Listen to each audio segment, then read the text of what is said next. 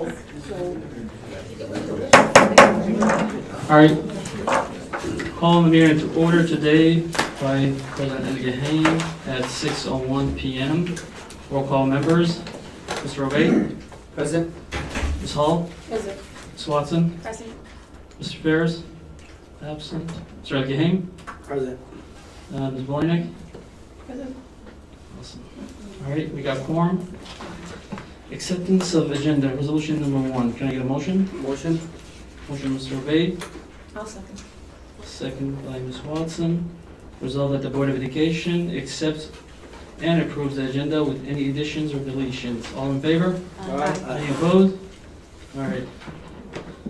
6, 1 absent. Motion carries. Resolution number 2, going to closed session. Can I get a motion? Motion. Motion by Mr. I'll Obey, second. second by Ms. Watson. Resolved that the Board of Education does hereby go into closed session for the following purposes: discussion pursuant to attorney-client privileges, Section 8C, collective bargaining, strategy, and negotiation. All in favor? Aye. Any opposed? All right. Going to closed session at 6:02 p.m.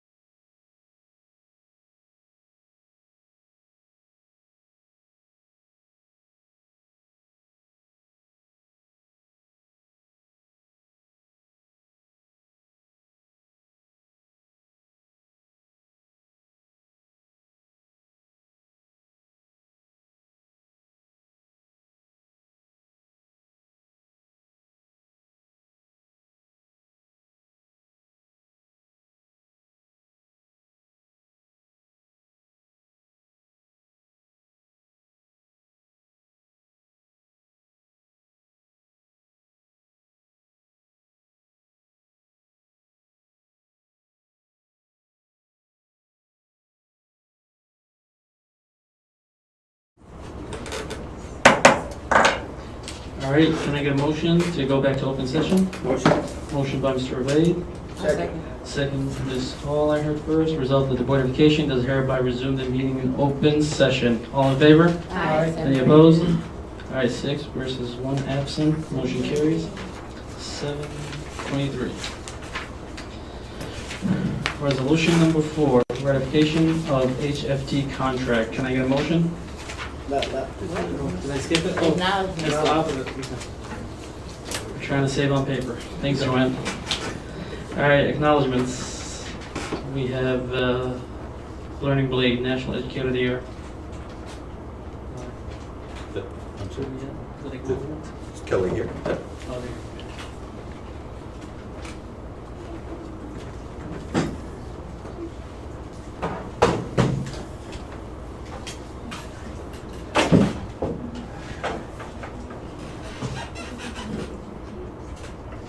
Good evening.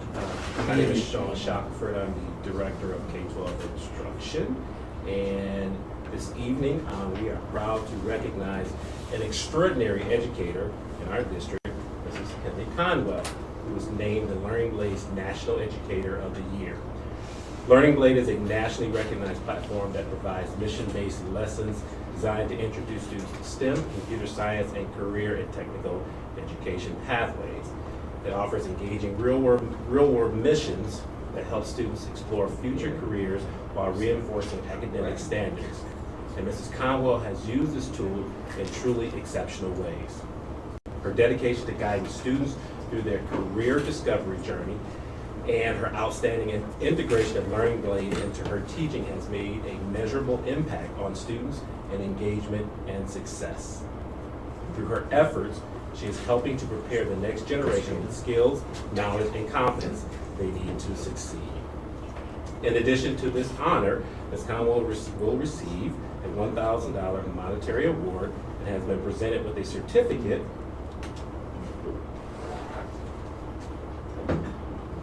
recognizing this incredible achievement. Please join me in congratulating Ms. Conwell on this well-deserved recognition. We're incredibly proud of her commitment to our students and to innovate, future-focused education. Congratulations.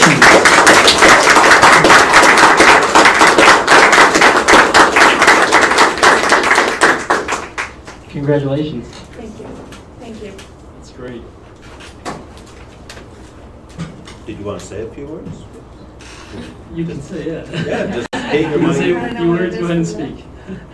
So it's a program the state sponsored, and what it does is it connects these kids to real world professions beyond college. So we've moved away from skilled trades, it takes them back into skilled trades.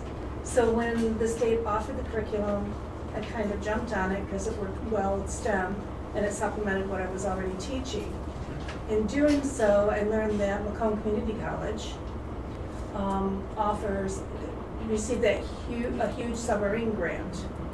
So I connected the kids to the curriculum, which is in the curriculum. It's Beneath the Waves is part of the curriculum.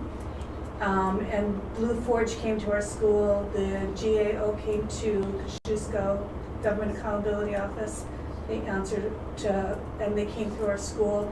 And the kids went on a field trip to Macomb Community College to investigate or learn about all of these skilled trades that maybe if they're not on the college track, but this is still a track to a viable future that will bring them up. So being an electrician, a welder, a robotics programmer, you don't always have to have a college career, but you have extra training beyond high school and you get all of the high school skills to continue what you're doing. So this is what the award was for, because I actually took the curriculum and made it come alive for the kids.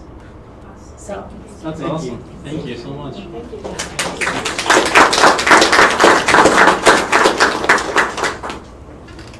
Thank you. All right, next up, we got the HPS acknowledgement for the Eid Festival Committee and HCFC.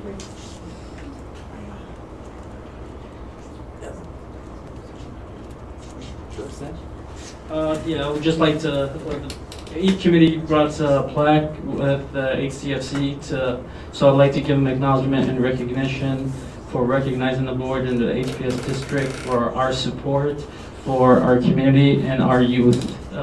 So HPS will always be in support of our community and youth because they are the future leaders. So thank you to Hamtramck City FC and the Eid Festival Committee.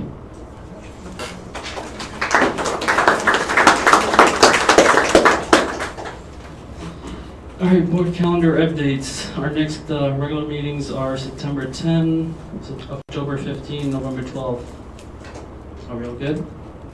All right. I'm not able to make the 12th. Okay, November 12. Is there another date you? Before or after is fine for me. Okay, let's see. Look up. November 12. You said when? I'm sorry. The week before or the week after is The fine. week before or the week after? Okay, how's everyone's calendar looking? I'm okay with 19th is okay? Yeah. I'd rather push it out a week than doing that a week earlier. Joanne, you're okay? All right. So we will move November 12th to November 19th to accommodate Ms. Volinick. So, all right, reports to the board. We have the home update.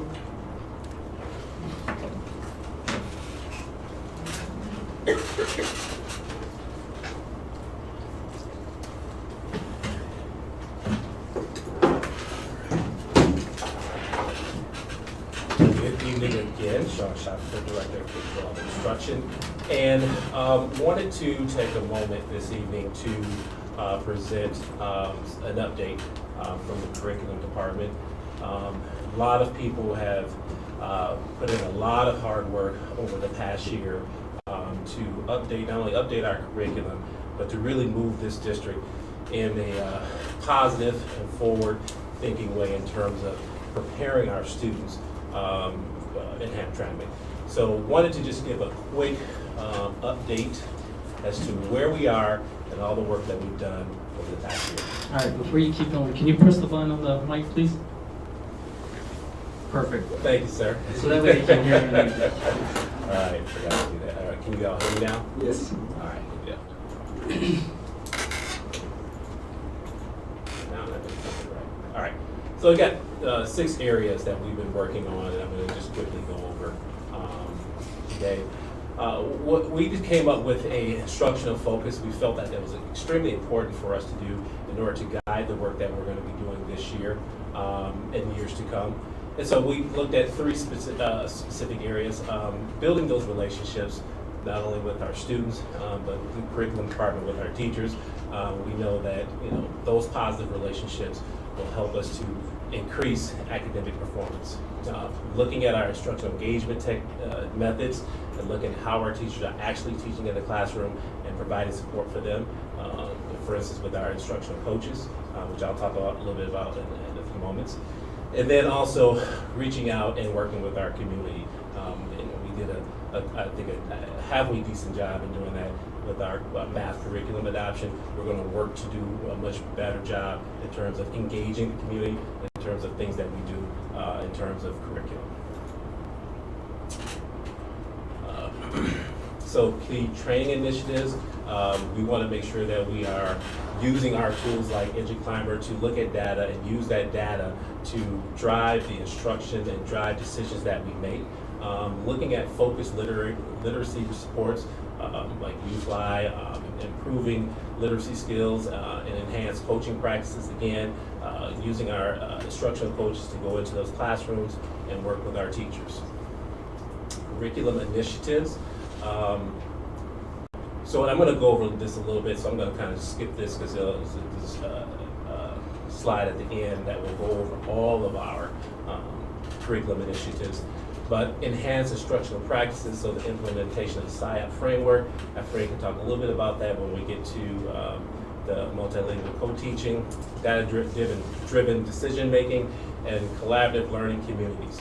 So again, making sure that we are connecting with our teachers, talking with our teachers, and providing them opportunities to talk to each other and plan, so that way it makes their classroom experience more effective. And so this is all of our training, curriculum, district-wide, and emerging initiatives. So as when I came in last year, this was a focus to identify all of the things that we're doing in this district, look at what we're using effectively, look at what we're not using, and look at what we need to shore up. And so for this year, we, and I did share that, I think, with the board, shared the curriculum adoption for math, K-5 math with the board. But we are rolling out K-5 Reveal Math this year. This is a new initiative. Last year, we rolled out the ELA curriculum for K-5 Wonders. Also, we did UFly as well. The other new curriculum that we're rolling out this year is 612 Social Studies. And so those are the three new curriculums that we are implementing this year. And so as you can see, we also have Mystery Science, Common Lit, which for ELA for middle school, which we did last year. Maneuvering the Math, we implemented last year for middle school as well. We are continuing to work with Envision for 9-12 math at the high school level. Also Readers and Writers Workshop. And then we're looking to continue our work with iReady Pathways. And as you already heard from Ms. Conway, we're doing some outstanding work with Learning Blade for our STEM curriculum. And so this is an overview of everything that we are doing in the district. We are looking to make sure that this particular slide will be up in every classroom. And if you were to visit classrooms, this is what you should see happening. And this allows us to look at what our teachers are doing, be able to effectively measure it, and see what the outcomes are based on whether it's iReady testing or whether it's our in-step testing. We need to be able to have guaranteed a viable curriculum that we can measure every year. And I think we've done a great job of pulling all of this together and being able to move forward with these initiatives. Right?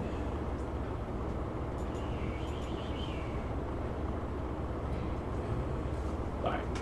So multilingual co-teaching. So that's another initiative that we're rolling out this year. I'm gonna let my esteemed colleague Afreen talk a little bit about that. Put me on the spot. You gotta talk. So in March, the state came down with guidelines for our multilingual learners, how many minutes they're supposed to get per day. So depending on the state assessment, the WIDA test they have to take. So if they're on level 1 to 1.9, they're supposed to get a minimum of 60 minutes a day of ML instruction. And then from 2 to 4.7, it's minimum of 30 minutes. There's no way we would have been able to do that with the teachers. We just don't have enough ML endorsed teachers in the district. So co-teaching was the other option that the state asked us, talked to us about. So now what we're planning to do is the multilingual teachers who have the ESL endorsement will be co-teaching with the content area teachers, classroom teachers, to make sure that we're at least meeting the bare minimum as much as we can. Having more than 67% of our population are active MLs in the district, and that doesn't include the kids who have exited out of WIDA, but we still have to monitor them for 4 years. And then our special needs kids who are also MLs need to get service hours too. So we thought moving into this model would be the way to make things happen. And so what we did was, we just didn't make a decision in terms of how to move forward just on our own. So what we did was we set up a multilingual committee, and we engaged our staff. And our staff gave us some outstanding feedback in terms of how we should proceed. Their input was valuable in moving this initiative forward.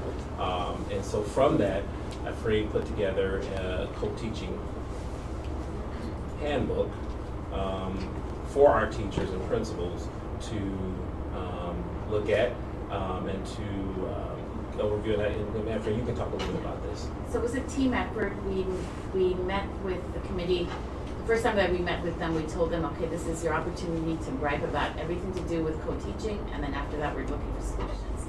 And this was the result of what the guidelines from the state are, from best practices throughout the state. And we met with them again, and last week we also met with those who were able to make it to try to finalize. We went through the whole document. There's some fine tuning we have to do, but basically this is where we're going with co-teaching. And it's broken down by the cycle of, that's in this page. If you go to slideshow, look on the slideshow. Yeah. So we start with reflecting, co-planning, co-teaching, co-assessing. So each of those categories are on the tabs there, and then the resources and the training materials that we also offer. So it's out there in the open now.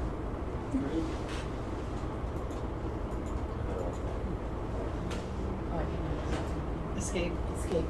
When in doubt, escape. I'm hitting it. Oh, there we go. Now it's working for me.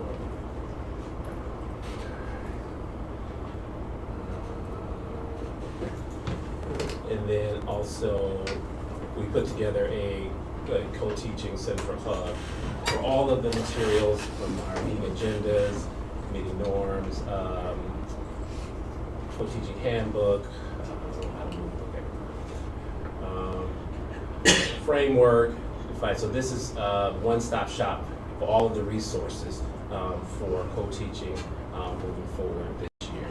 So again, Frank's done a phenomenal job of pulling this together and working together. We pride ourselves on being, working well together in our department. And this is again a true testament of the collaboration that we have in our department, but also the collaboration that we have with our teachers.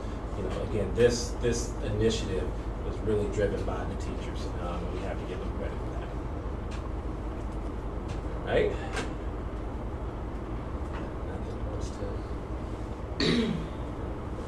Okay.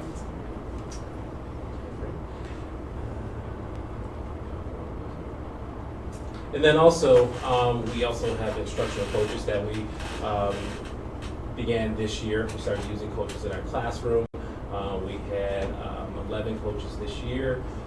And so one of the things that we had to do in terms of introducing coaches into the classroom is work with them in building those relationships and building what a coaching program will look like. And so our coaches did a lot of training to help prepare them. And we also created this coaching handbook for our staff this year. And it lays out what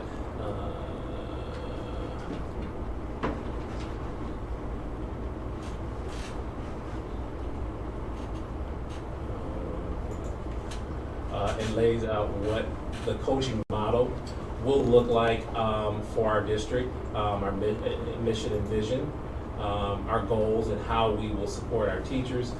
We support them by going in and with curriculum support, instructional support, any professional learning. Our coaches have taken on the lion's share of the professional development for the summer, and then moving into next year, and then data analysis.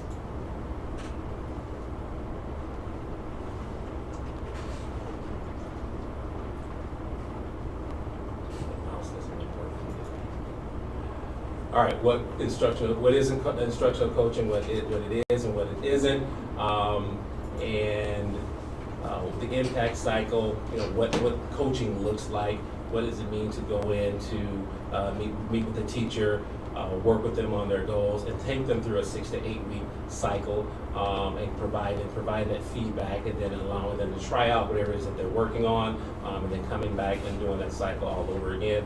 The way each coach has a caseload. They have new teachers and then second and third year teachers. We also have a system set up where teachers can request an instructional coach for a variety of reasons. We're also going to roll out administrators being able to request instructional coaches this year for teachers as well. Some FAQs, and then all of our coaches that are on the team this year. So again, very proud of them for the hard work that they put in this year.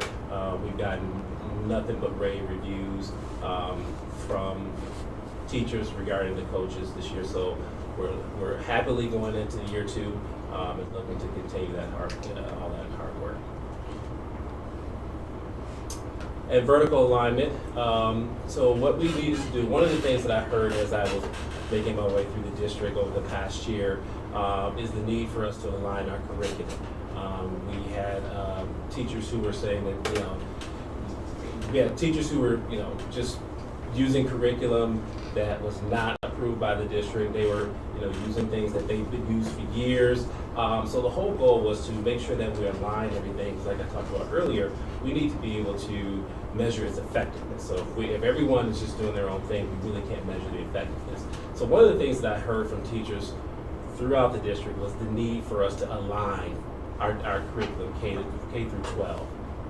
Being able to sit down with the same subject partners or colleagues throughout the district and creating an alignment where kids from kindergarten all the way to 12th grade, there is some sort of continuous strategic process that ensures curriculum instruction and assessments are logically connected from kindergarten through 12th grade, all right? And that wasn't happening before.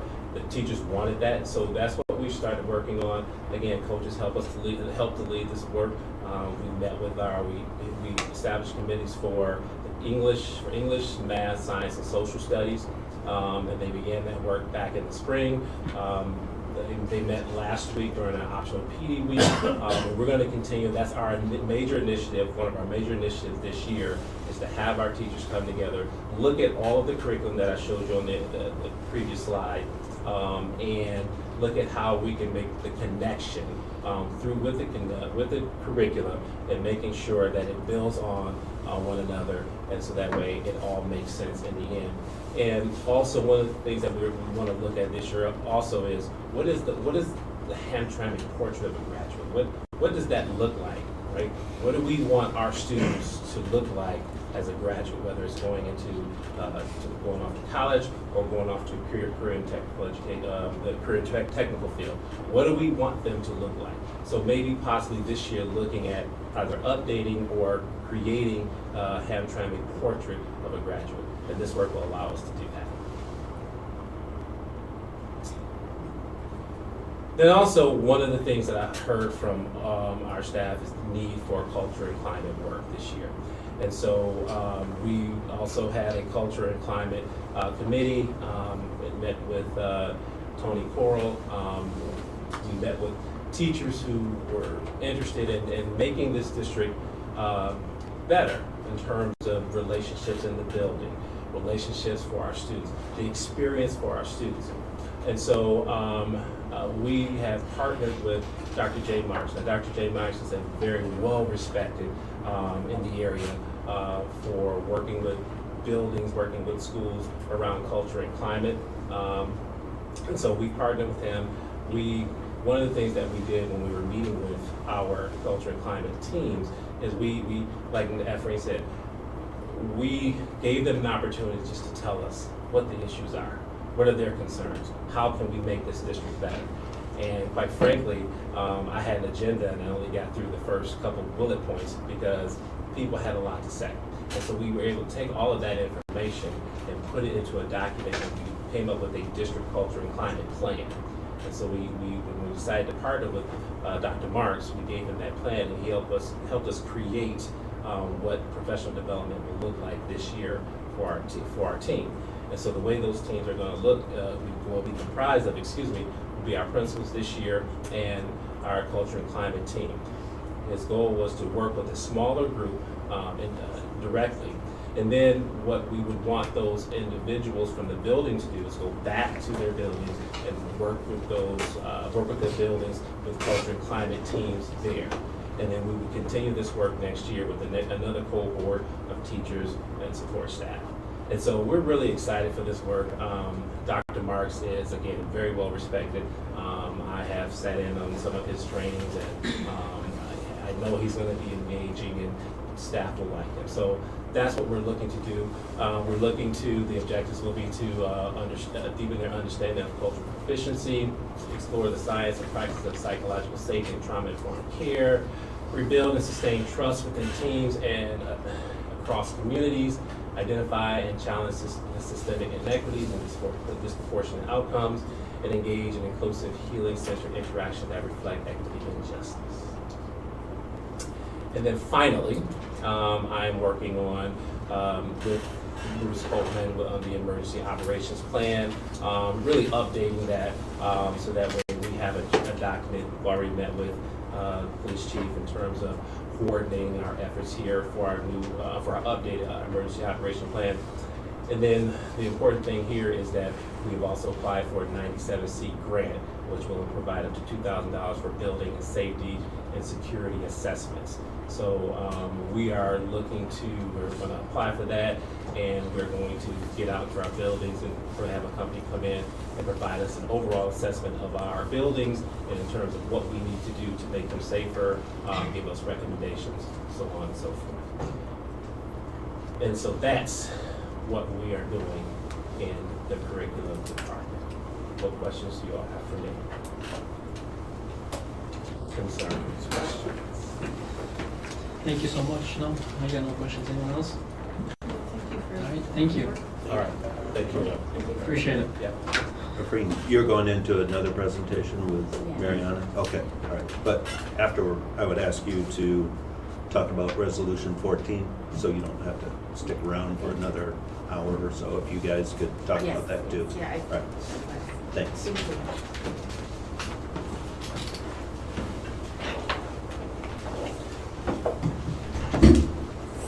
So I'm Dr. Nagli, MLD Director. Mariana Maros, MLB District Facilitator.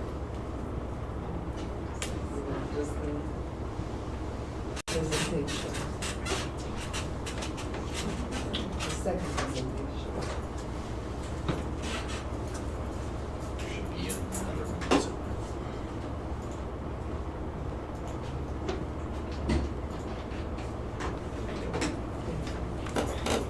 So we received our WIDA scores a few weeks ago, and we wanted to share the preliminary results. We don't have comparisons with other school districts or any of the other local schools around here besides Hamtramck, because that doesn't get released till later when my school, that's a portal for the parents. Once it's in there and they release it to the parents, then we can share that information. And we can retrieve other buildings' information. Let's get started with this. So our top languages spoken, and this is last year's data. Again, we haven't been able to get this year's yet. In Michigan, Spanish is the prevalent language, but Arabic is not too far behind.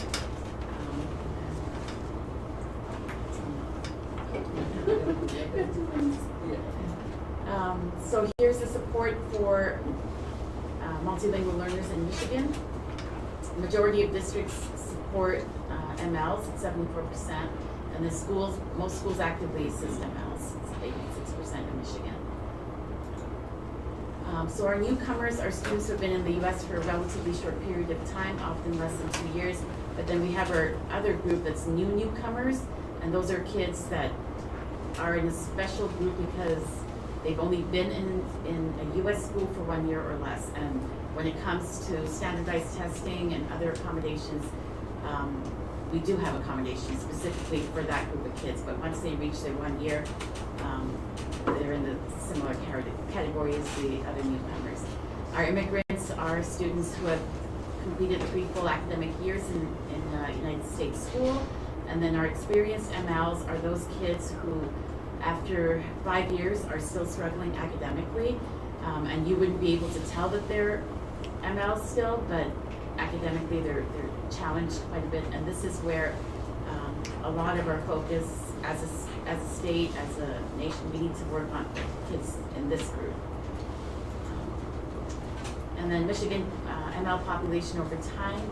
So our total MLs over time is up to 108,450 as a state. Our experienced MLs as a state are at 46,881, and then our former MLs, these are the kids who exited out of WIDA, we're at 48,307, so as a state. And then we have our Michigan's linguistic diversity. Our refugees receive, fifth largest refugee receiving state in the country. Arabic speaking population, we're the largest in the US. And then over 230 languages spoken in terms of language diversity in Michigan. So also this is a representation of HBS among student population. This is 3-year trend. In year 2023, we have 1942 students who were active MLs. Then that number dropped a little bit in year 2024, and now we are seeing also increase in 2025 again. So we are getting more and more as the year progresses. Total multilingual learners in our schools, total number as of these are the most recent number, and these numbers fluctuate. So it is 1,799. Immigrant MLs, those are students who are in our program and they are less than 3 years in the United States of America. There are 472 students, which comprises of 26.23% of our ML population. Then we have experienced MLs. 15% of our ML populations are experienced MLs, and those are the students who are long-term multilingual learners in our school. They are taking VIDA, they are not passing VIDA, and we are looking into this group, why is that happening and how we can actually help and support more in that sense. This is our HBS total enrollment and multilingual learners by school. So you can see here that the total population as of last week in Dickinson is 593 students. 403 students, or 68%, is MLs. So then we have Dickinson West, 442 students, 288 are MLs, which is 65% of our population, total school population. And you can see the numbers: high school with 61%, then we have a whole group 81%, 68% Horizon, 63% KMS, 72% Taubera, and 73% ECE. And the trend is that the numbers of our MLs are increasing in every single school because before we had some schools that are just like 40%, 45%, like Horizon. Now that number is increasing. And also high school, it was a lower number of MLs, but now that number is increasing significantly. So we are going over 60% of MLs in most of the schools. When it comes to the newcomer students in Hamtramck public schools, currently we have 6 in ECE, 38 in high school, 24 at Holbrook, 22 at KMS, 4 at Taubeta, 40 at Dickinson East, 23 at Dickinson West. And this is very important to say, because those are the students who are required to have 60 minutes of instruction every single day. So that's why it's very important to know that these numbers are following also services that are required by the state. And the following graphs is just for you to kind of like, we don't want to go through every single graph, but because you have a PowerPoint presentation, you're able to see this is district-wide data, and it's by the grade level. So how, let's say, kindergarten is doing across our district, you know. So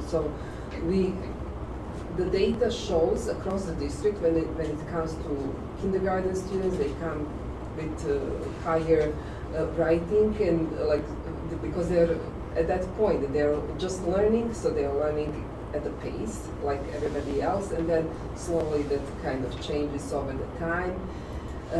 Then we have first grade VIDA access results across the board.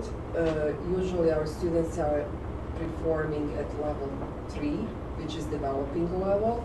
And we also want to see why they are stuck for many years. They are stuck in that level 3. So we are trying to move them, because there is not a huge difference between level 3 and level 4, where we are mostly exiting them, because exiting area is 4.8, where we have to exit them. But most of our students are kind of living in this developing stage of language. What we also notice is that our speaking across the district is kind of like students are struggling with the productive language, which is like speaking and writing. So we are just looking at that data. This data is not any too much different from the last year data. So we are just looking into how we can improve that. Co-teaching is one way we are trying to address these issues.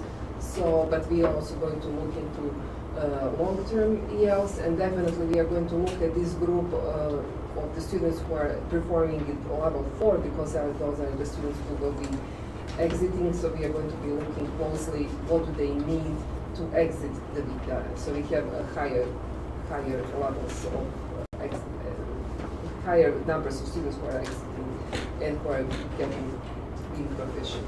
So this is HBS 5, 5th grade VITA results, 6th grade. Very similar, you will see the most of the students are developing in this developing stage of VITA test, and numbers are fluctuating, so it is just for you to go through it. It's very self-explanatory. Everything is color-coded in 4 domains: listening, speaking, reading, and writing, and you see the numbers of the students who are performing at these levels based on their language domain. So I want to also add that we have more kids this year taking the WIDA, and we just need to keep stressing to our families that they can refuse services, their daily services, but they cannot say no to the WIDA. Michigan is not an opt-out state. That test is mandated on every student that is an ML student, that's been identified as an ML student and has not exited out. If schools, if there are kids that are missing on the day of the test, we literally were hunting them down at the end of the last school year, because it counts for the accountability of each building. So 95% of their kids don't take their standardized assessments, it brings their scores down as a building. So WIDA's one of them, and then it's also like the MSTEP and SAT, they're all into it. WIDA has a huge role, and kids have to take it whether they like it or not, and the more they take it seriously, the better that they do.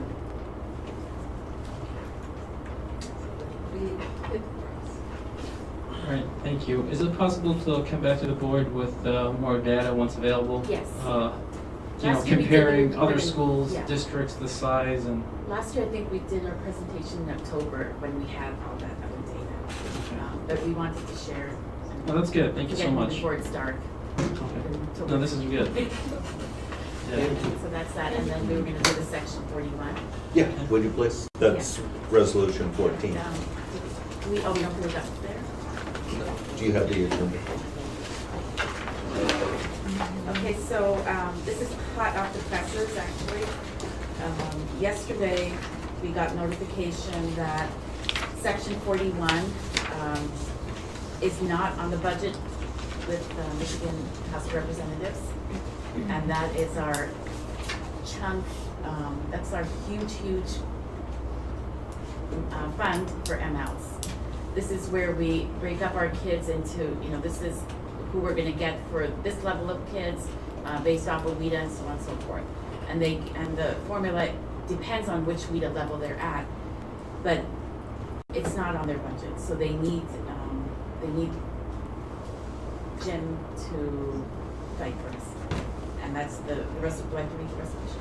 Yeah, they need the board to, so supporting this resolution is what all districts can send in to our legislators, our lobbyists, and voice our opinion and need for this. So I think it was an important presentation today because you see how much we depend on funding. Yes. And then if you really look at the federal government, you've got Title III, which is, in jeopardy, I would say. So the whole ML department depends on grants. Yes. And this is huge, so please fight for us. Yes. And tell the community members they need to write letters. If they want, how to write those letters, we will give it to them. But we need to fight for our babies. Thank you. Thank you so much. Thank you. All right, next up, we got construction updates. Yeah, we have Mike Mike Gagne from Frank Rewold, and he's going to talk about all the construction, give you an update, but we just put some pictures of the bathroom up here that, you know, and that's on people's minds, something that the board passed, when was that? I think in January, December, or somewhere around there, with the funding that we received from the state for $1 million of upgrades. We used about $750,000 on the bathroom, so, you know, I know Mike's got. You want to go through those first, or? Yeah, that would be great, please. Okay. So this, at the high school, there are 4 projects at the high school. Actually 5 projects at the high school this summer. And one of the bigger ones, more difficult ones, more challenging ones has been this renovations of 4 gang toilet rooms and 2 single occupant toilet rooms within the building. We ran into a problem with one of the contractors. They were running into problem with laborers and so forth. So it's been a real push down the stretch to get things completed. We met with 3 of the board members last week, walked them through, and at that time we were focused on finishing 2 of the 4 gang toilet rooms. I'm happy to report today we think we're going to get all 4 of them done before school starts on September 2nd. So the 2 single occupant toilet rooms, which are really staff toilet rooms, will not be finished by school, but the 4 gang toilet rooms should be. So the bathrooms came a long way from where they were. They were actually closed. Some of them were closed last year. They could not be used at all. Basically gutted them down, had to redo all the piping under the floors, in the walls, down in the tunnels of the school. And they've retiled them, redressed them up. I don't know if you have a picture of the new tile there, Jim. I do, but I do want to point out that took a picture of the hallway. That is today.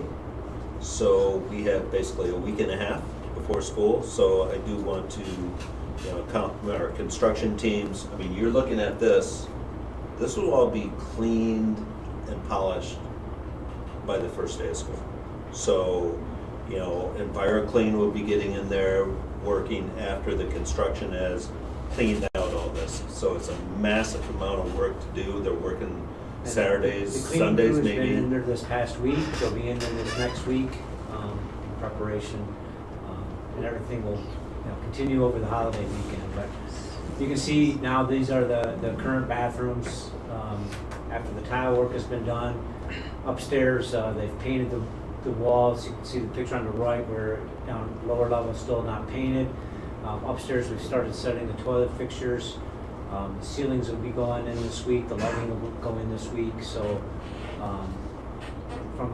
they've come a long way from where they were. They're beautiful. They'll be beautiful bathrooms. Nice. And I would say that, you know, I know that with the architect, Arisman, Frank Rewald, construction team worked to really keep with the high school. If you look at the hallways, the walls, we tried to give it a new, fresh look, but to honor the history of the building. Yeah, awesome. And as every project, right, there was challenges along the way, and you know, everybody's worked, you know, including the district. You know, you have to make a change, and they're help make those changes, make sure that things can keep moving in the right direction. So I think you know, that this is a big success, and everybody will be very, very pleased with these restrooms completed.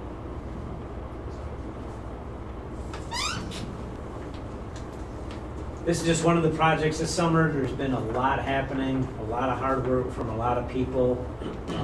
Some days better than others, you know, and so I'm gonna run through all the projects, but in general, we're in very good shape. Everything will be ready for school.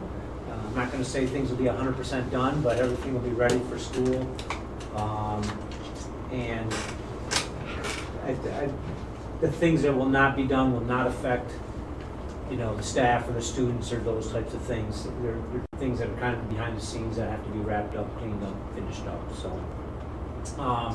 The high school window project, we couldn't finish it last year because of work that still needed to be done this year on the HVAC system. But all of that now is done. I think there's a couple blinds that had to be reordered, but otherwise that work is 100% done. The Dickinson East window project was one of our bigger challenges this summer because the original contractor went bankrupt. They could not finish the project. So we had to involve a bonding company, and I think you guys have been dealing with bonding companies, you know how fun that can be. We were able to finally hire a new contractor to finish the work. All of the classroom windows are now done. We're down to, I think, maybe about 9 windows will be finished over the next 2 weeks, but they're all in mechanical spaces, so they won't affect any of the classroom. We think all 9 of them will be done, but as we're, the last contractor, not all the materials were there, so this new contractor's trying to find materials and do some of those things. But, there might be only 2 or 3 windows that are not done, again, in mechanical spaces, boiler rooms, that kind of stuff, so they won't affect any of them. But it was a challenge with the original company going out of business. There was a door replacement project at Holbrook and Dickinson East. That is 100% complete. There was one door added very late in the game. That door, the frame is there. We'll probably put the old door back in place until the new door arrives, but it's a long lead item, about 16 weeks to get a door. So that door will be the old door until the new door comes in. Which building is this? Dickinson East. Is it like It's just one door, kind of the connection corridor. You go downstairs to the easterly wing. It's the first door on your right when you go down to the base. It's just nobody will know the difference. It'll be an old door versus a new door. But the door that leads to outside? no, it's an interior door. Oh, it's an interior door, okay. And Mike, could you talk about what the safety feature of the doors are? Yeah, so one of the things that's been happening in school construction is a thing called night lock. And basically what it is on all these doors at the 2 schools that were installed in classroom areas, they now have a foot lock basically that you can push down. So the door is locked on the interior so nobody can enter the room. So in an active shooter case or something of that nature, the teacher can go shut the door, put this lock on, and nobody's going to be able to open up the door. Is that something we hope to implement for all of our buildings? So currently, we're looking at the high school for next year.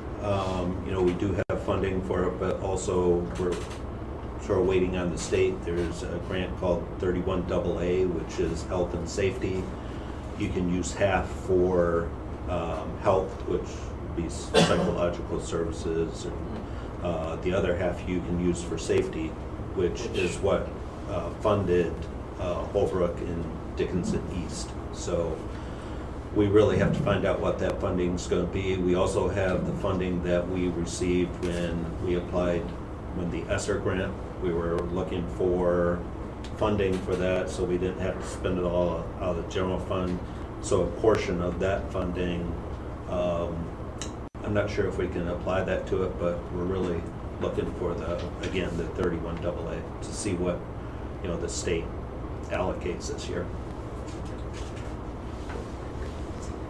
But we're already planning it for next year.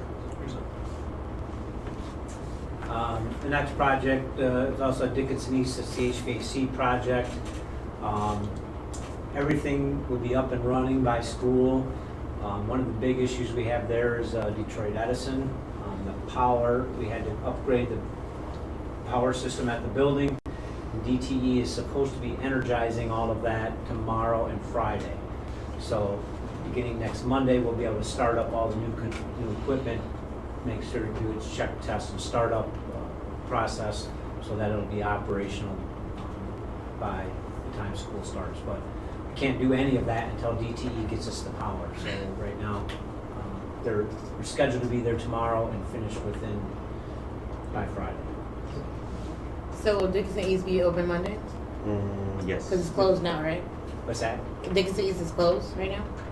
Well, it Correct. has been closed over the summer. Right, but for it'll be construction. open Monday, right? Yes. So teachers can go? So we've had cleaners in there again this week. We'll continue that process.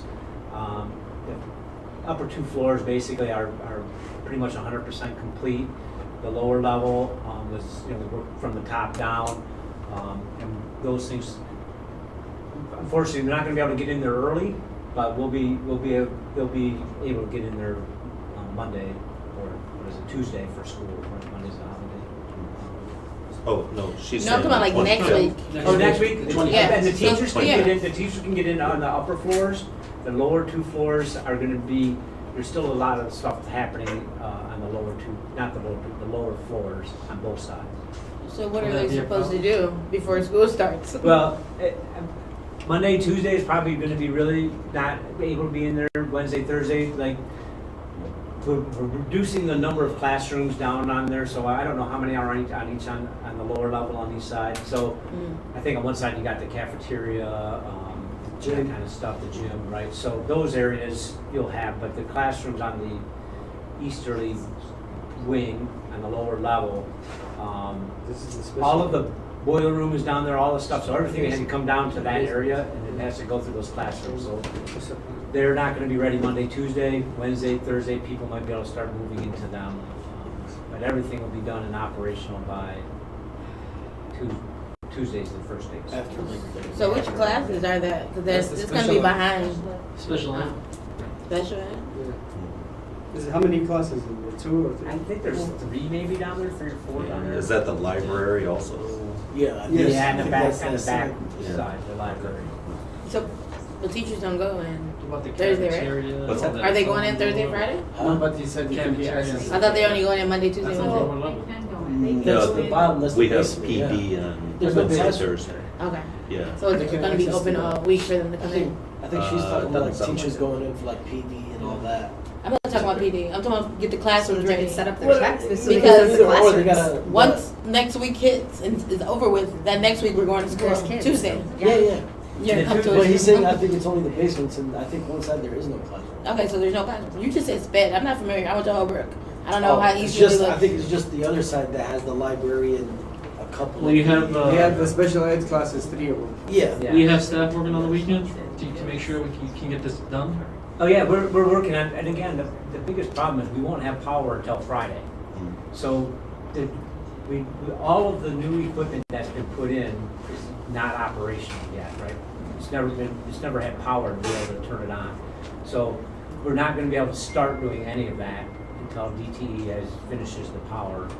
And then you have to schedule for the startup, the factory technicians to do it so that you don't ruin the equipment when you start it up. So those factory technicians are scheduled for Monday to start, to do all that factory startup. Do we have a plan for these 3 classes in the library? A long breakfast on Monday. There you go. We're gonna keep them all day. No. We'll have to meet and talk about, figure that out.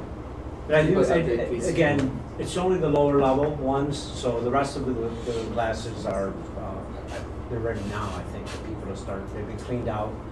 There's still cleaning to do in the hallways, but the rooms are all clean, things are ready to get set up within the upper floor classrooms.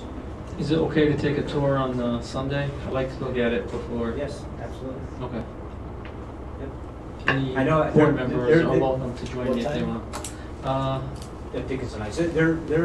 We are working there all this weekend, so there'll be people there on site this weekend. Window guys will. So what time Sunday? I don't know what hours for sure, Okay. We can find that out Yeah. and let you know. but they will be there this weekend. So. And again, this school, there's gonna be people working throughout all next week. You know, every classroom has a new piece of equipment in it, and we can't starting that up until Monday. And we couldn't get power from ETE until Friday, so. Once, they have to go through those paces on every one of those classrooms. And there's one piece of equipment in each classroom. Okay. All right, anything else? The high school, the kitchen drain project, basically, the work is done. We gotta put the pieces of equipment back in the kitchen and, you know, that kind of stuff, so, that'll be taken care of. The elevator project, the inspection from the state elevator is this week. So as long as that passes, for all these projects, the state inspections are the 27th for both the state building official and the state fire marshal. They'll be going through all these projects on the 27th.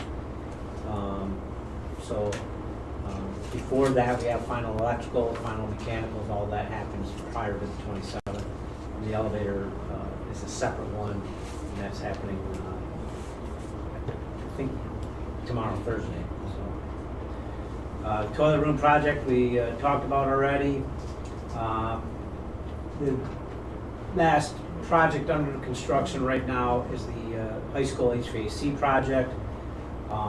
That started off as a 2-year project. It is a 2-year project. The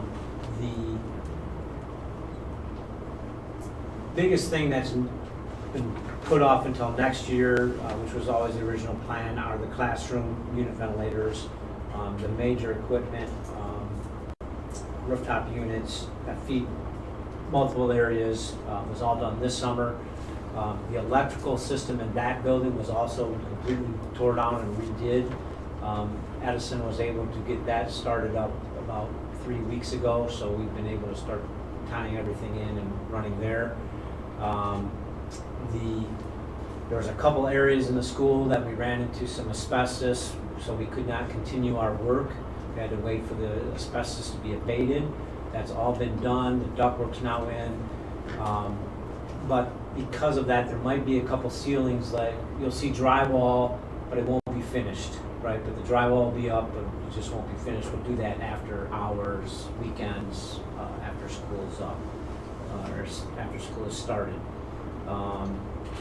Again, the cleaners have been in there for this week to continue. All the classrooms are ready for people to come in and do clean, that kind of thing. The corridors. We will, because this project does not get finished until next summer, we will be continuing to work in that, in the school, back areas, non-classroom areas, that kind of stuff throughout the winter, so that we can do a lot of the prep work, so next summer we can wrap things up. So work will continue at the high school. There's just a couple little projects that are kind of in the works. You know, we've been doing a lot of work at the Kona building. All that work is done for what's been designed. They're working on design for the second half of the building. So we're waiting for that, to do some bids for that. The bleachers at the community center were the state just approved those plans yesterday. So now the bleacher order can be finalized and put in. It's about a 16 to 18 week lead time for those bleachers. So we're not anticipating doing the bleachers until February of 2026.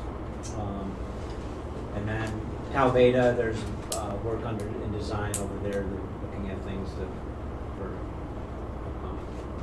That would be the demo of the house next Yeah, door. next door. Why are we demoing them? Have you been in the house? It's No, I'm just asking. I'm just telling you. It needs a lot of work.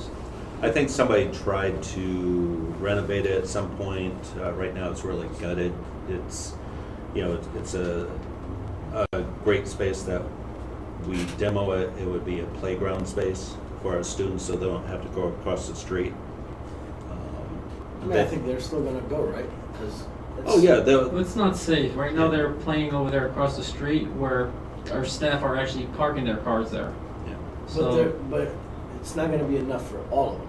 It's Yeah. not. No, This that's what I'm is saying, gonna so- probably gonna be, you know, our 6th, 7th, 8th graders. We're trying to put the K through 5, K through 6 right next to the school. But the house is not used, hasn't been used for a number of years. Just we ran into some complications because, you know, the house is over the building and sort of butt right up to the building. So we had to look at how they're connected, how you can pull them apart without damaging the school building. So it'll probably be a next summer project. Any questions on any of the projects, or, again, you know, if you wanna take a walk through, you can see from where you were last week, the pictures of the bathrooms, there's been a lot of progress there. So, it'll continue this, rest of this week, over the weekend, next week, and I would say, We definitely would like to walk. I would like to walk on Sunday. I think we should do Monday instead of Sunday. I work. I want to go before. Well, the staff Mondays go when, back. Mondays when they're testing everything. I want to go before the staff goes in there. For what? It's not gonna, they're not Just gonna to see give any how it is. conclusion other than tomorrow's the testing. You're not gonna, Testing. Mondays when they're gonna test everything.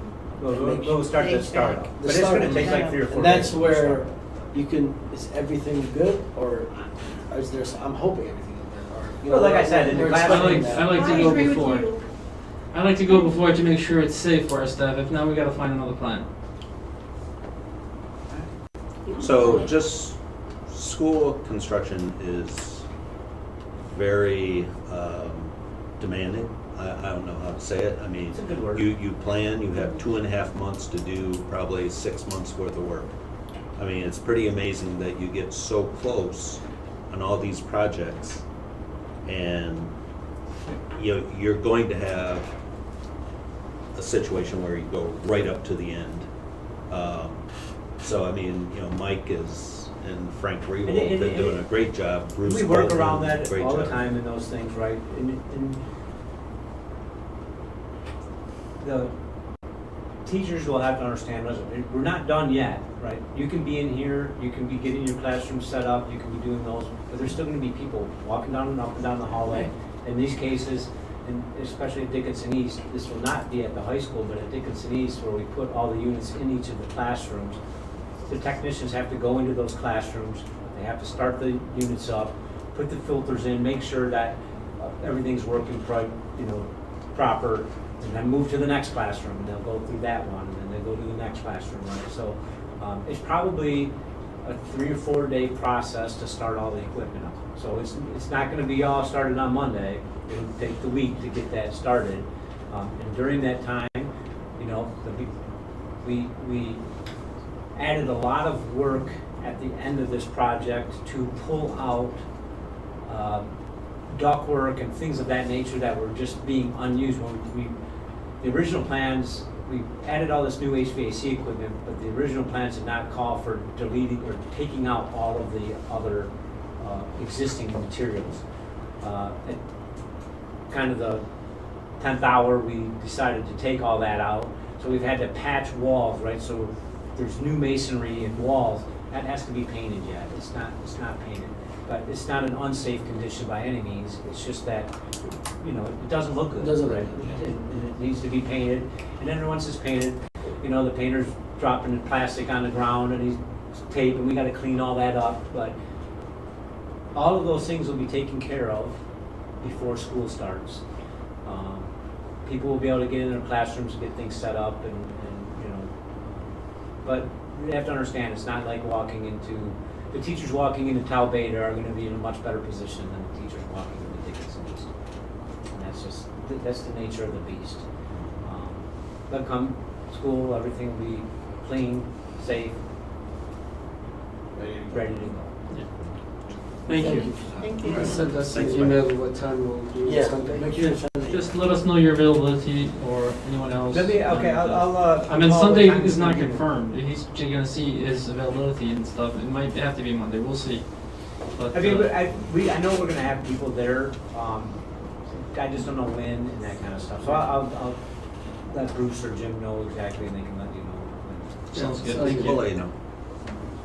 Thank you, Brett. Thanks, Mike. All right, we're gonna move on to action items. Resolution number 4. Ratification of the HFT contract. Can I get a motion? Motion. Motion by Second. Ms. Bolinek and then Mr. Obey.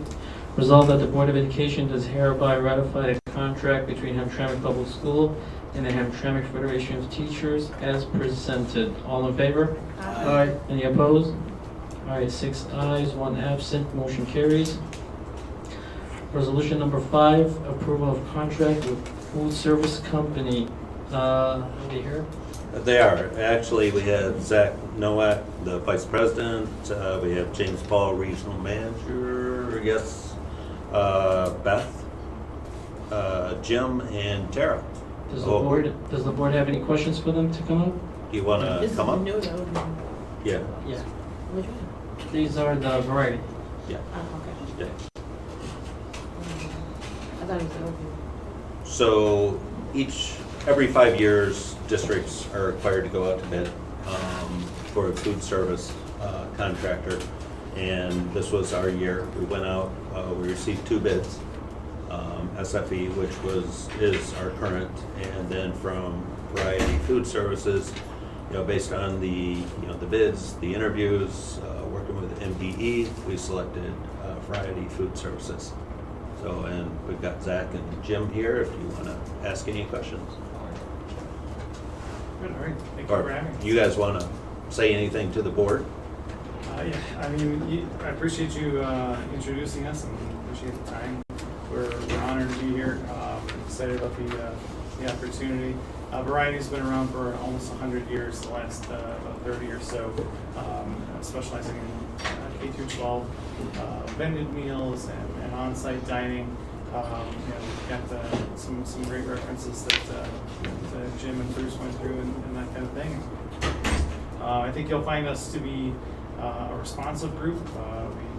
We pride ourselves on getting ahead of things, and communicating. We're going to plan to not only be communicative with the district, but also the students and the parents. I mean, ultimately, it's all about student satisfaction for us. And the one, well, go ahead, Zach, but they are located in Warren, so they are within, driving distance easily. Yeah, and again, I just wanted to say thank you so much for the board, the whole district, for the opportunity. We really look forward to becoming part of the integrating ourselves in with the community, driving value. Just a little bit again about more variety. We are a 4th generation family-owned and operated company.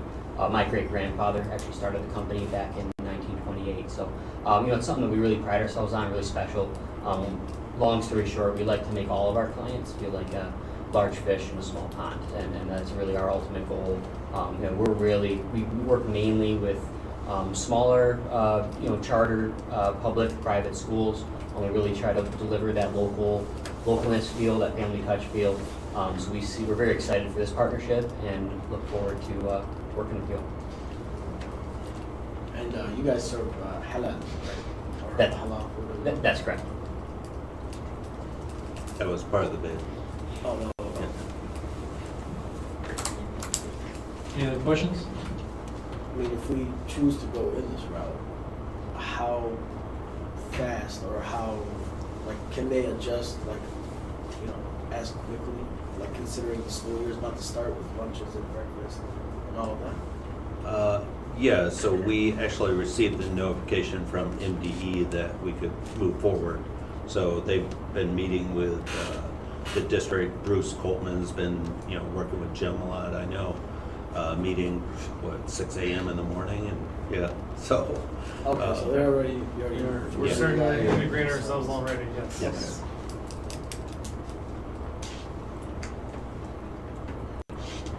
All right. Thank you. Can I get a motion? Motion. Motion, Ms. Second. Molinek, second by Mr. Gahane. Resolved that the Board of Education does hereby approve the contract with Variety Food Services effective with the 2025-2026 school year. All in favor? Aye. Any opposed? All right, 6 ayes, 1 absent, motion This is carries. a 5-year contract, is that correct? This 1 year. 1 year. Well, One it's year. a series of one-year contracts, but for 5 years. For 5 years, yeah.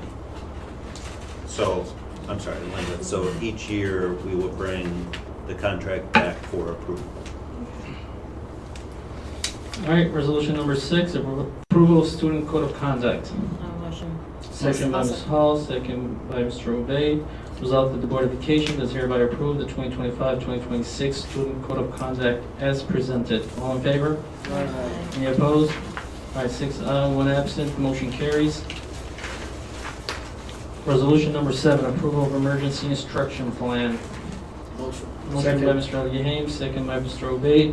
Resolved that the Board of Education does hereby approve the district emergency instruction plan as submitted. All in favor? Aye. Any opposed? 6 ayes, 1 absent, motion carries. Approval of travel reimbursement guidelines. Motion. Motion by Mr. Obey, Second. second by Ms. Volinick. Resolved that the Board of Education does hereby approve the travel reimbursement guideline as submitted. Any questions? All right, all in favor? Aye. Any opposed? 6 ayes, 1 absent, motion carries. Resolution number 9, approval of special services policies and procedure manual. Motion. Motion by Mr. Obey, Second. second by Ms. Volinick. Resolved that the Board of Education does hereby approve the special services policies and procedure manual as submitted. All in favor? Aye. Any opposed? All right, 6 ayes, 1 absent, motion carries. Resolution number 10, approval of special services personal curriculum manual. Motion. I heard Mr. Obey, seconded by Ms. Hall. Resolved that the Board of Education does hereby approve the special services personal curriculum manual as submitted. All in favor? Aye. Any opposed? 6 ayes, 1 absent, motion carries. Resolution number 11, approval of special education paraeducator handbook.